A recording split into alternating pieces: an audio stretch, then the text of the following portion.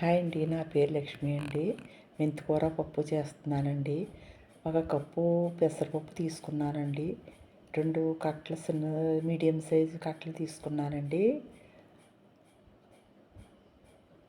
కొత్తి మెంతాకండి శుభ్రంగా బాగు చేసేసుకుని కడిగేసుకుని సేదుగా అనుకునే వాళ్ళతో నేను కళ్ళుప్పు వేసేయండి ఇలా పిసికేస్తానండి, సేదంతా పోతుంది.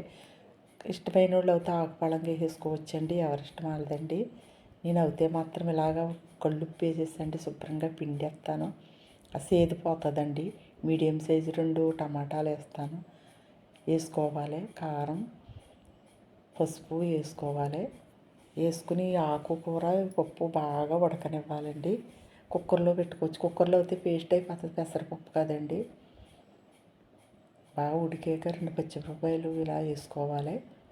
సాల్ట్ వేసుకుని ఒక 5 నిమిషాలు మూత పెట్టుకుని బాగా ఉడకనివ్వాలి. ఆకుకూర అంతా బాగా మగ్గిపోతుందండి, వేసి బాగా పిండేసాను కాబట్టి అండి. మీ ఇష్టం అండి, మీరు ఎలా వేసుకున్నా పర్వాలేదు. సేదు పర్వాలేదు అనుకునే వాళ్ళు ఆకుపళంగా వేసుకోవచ్చండి.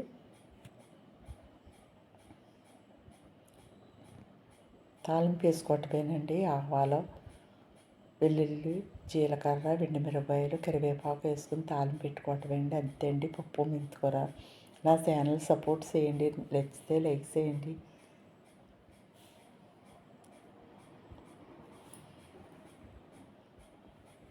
బాగుంటుందండి కూర, సేదది ఏమి ఉండదండి. ఇలా పిండేసుకుని వేసుకుంటేనే కమ్మగా ఉంటుందండి. ఇలా చేసి చూడండి మీరు కూడానే.